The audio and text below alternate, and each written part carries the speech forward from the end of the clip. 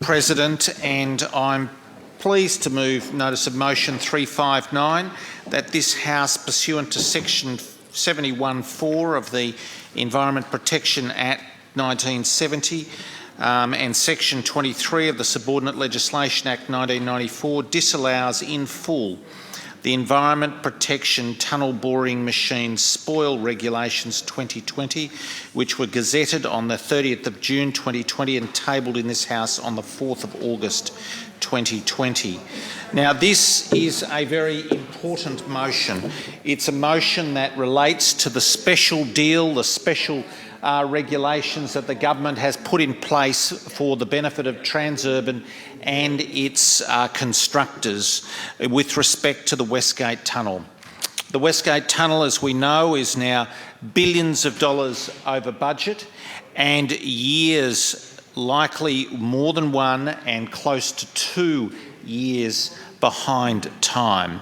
And you can still occasionally see the to be completed in 2022 signs along the western side of the city once you get over the bridge, but of course those false ads are completely misleading to the community because there is no way known that this project will be completed in the original time frame. Transurban has formally advised the stock exchange that it's behind time. That has had its effect in a number of ways, but it's clear that the project has been mismanaged by Labor, by Jacinta Allen specifically from the start.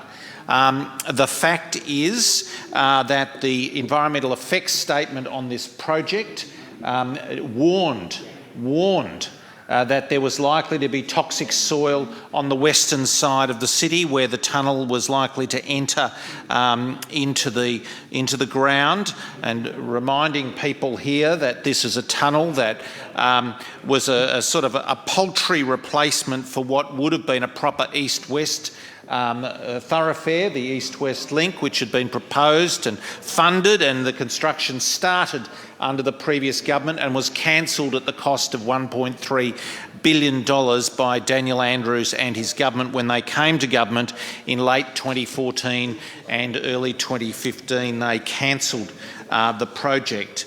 But just this little trip down history lane to explain quickly the background to this. But what the government did not do when it signed off the special deal with Transurban, and remember there's a special deal here, the government went to the election in 2014 with a $500 million slip road as their proposal. That was cancelled when they came to government. Within a short period of coming to government in 2015, they'd struck a different deal with Transurban, a market-led proposal that came forward for what became a $6.7 billion and climbing road that was to replace a part of the old east-west link, but by a different alignment with a tunnel and a connection to the Bolte Bridge.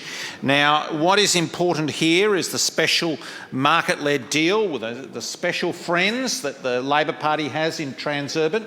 They're special mates in what can only be described as a deal that has all the hallmarks of a corrupt and crooked deal.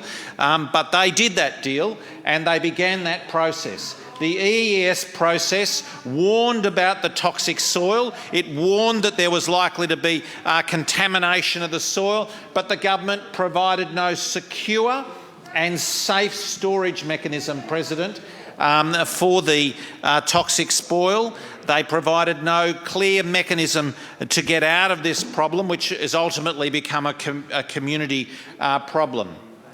In the end, this became a legal imbroglio, with Transurban suing the constructors suing Transurban, the government, i.e. the taxpayer, joined, and now it's likely that the settlement of that has several wings to it. One of them is the government is on the hook for more money, much more money, and the government is likely to spend the best part of $1 billion, certainly upwards of $750 million, to bail out Transurban and the constructors. Now, this is not the end of the legal case, but it's one tranche of the legal case that they've struck a deal with those groups. part of that deal and in and around that deal has been the promulgation of new regulations. And the Environment Protection Act 1970, it's an old act, but it's still got very significant teeth, and it's worth a read. If someone wants a cure for insomnia one night, they should read the Environment Protection Act, and what they will see in the early parts, the objectives, is a series of principles that are laid out. Principles about environmental sustainability, principles about the safety of the community, principles about the economy, and a whole series of things, and these are meant to be balanced. Well, what I'm about to tell you will shock you. Regulations made under this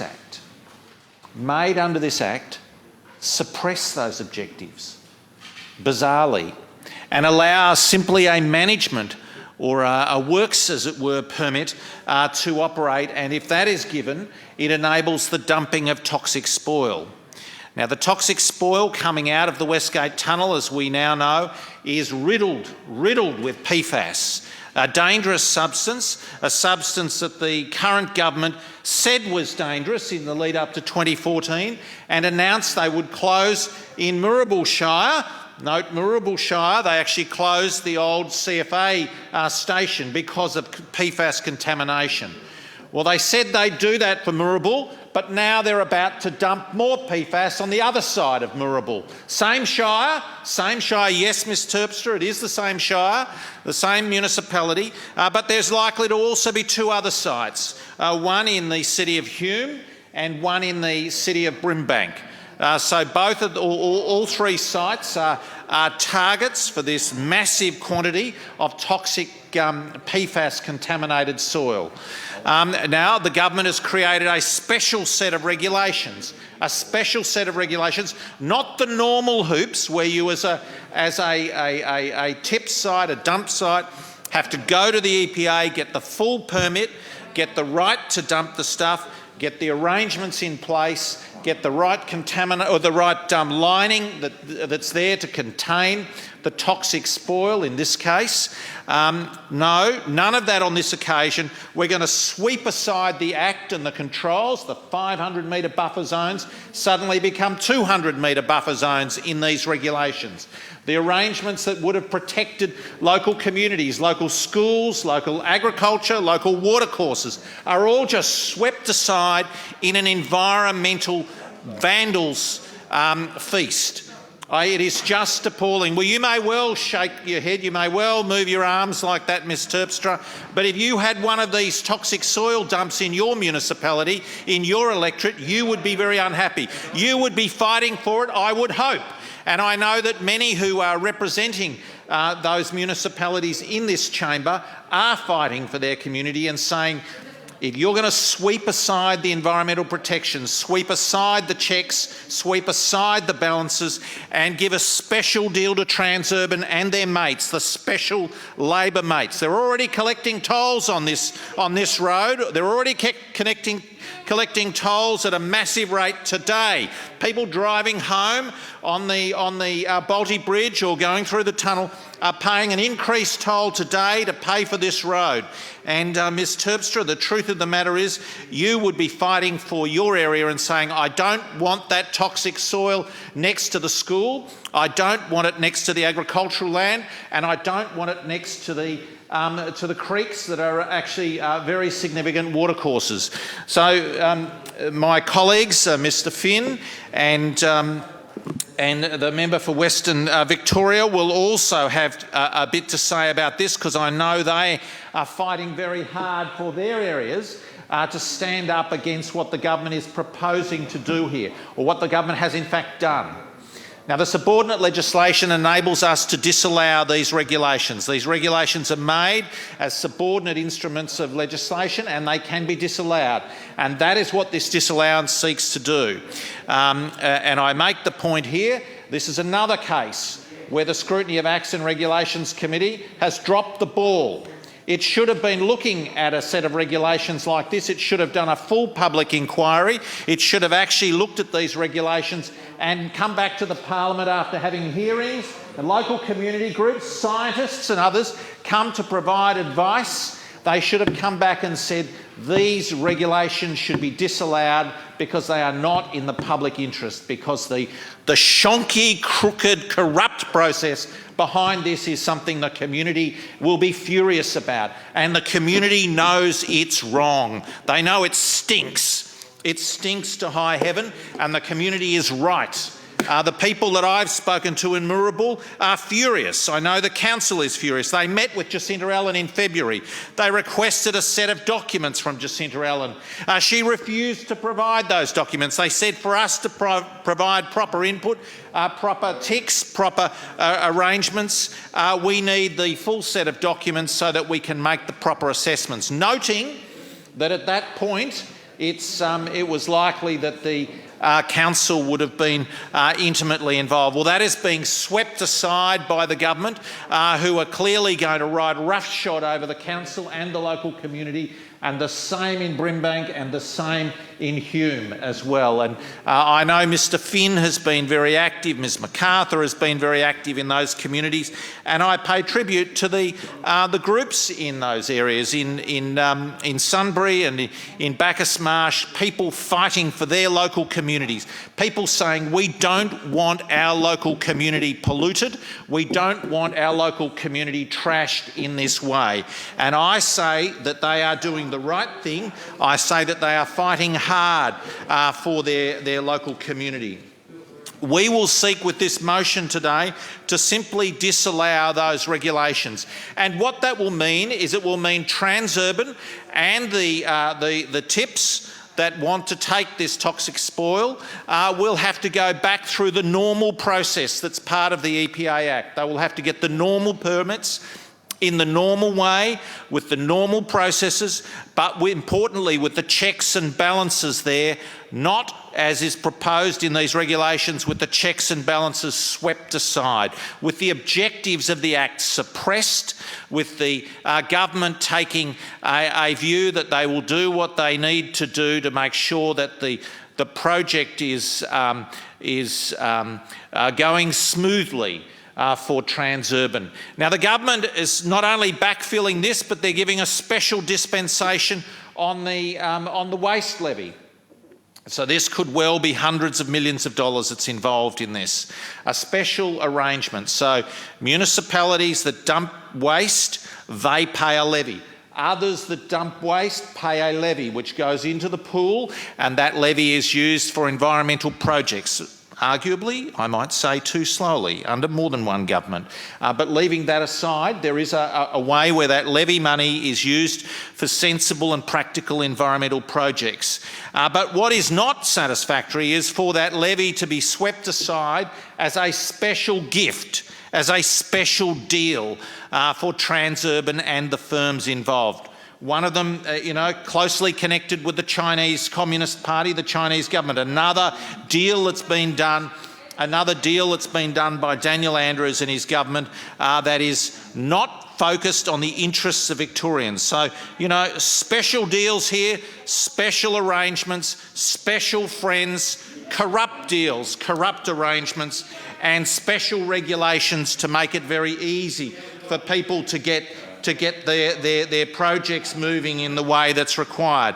And taxpayers footing the bill, toll payers footing the bill, and worse still, the local communities to pay the price of Daniel Andrews and Jacinta Allen's crooked, grubby deal to have special regulations, special arrangements in place, crooked, corrupt arrangements, and they're prepared to sacrifice the environment of people both in Brimbank and Hume and Bacchus Marsh as well. I mean, this is going to be very close to the Bacchus Marsh Secondary College, and I say that is unacceptable. I say the massive agricultural land that's there, the very significant market gardens that are there in Bacchus Marsh are not an appropriate proximity for a toxic waste dump a waste dump that is not built to proposed to be built to the standards that would otherwise have been insisted on. The buffers are reduced, and the lining requirements are also watered down in such a way that I think long-term people cannot have confidence that this will provide the safety and security. Yes, we do need to deal with this waste. Yes, there does need to be a proper plan.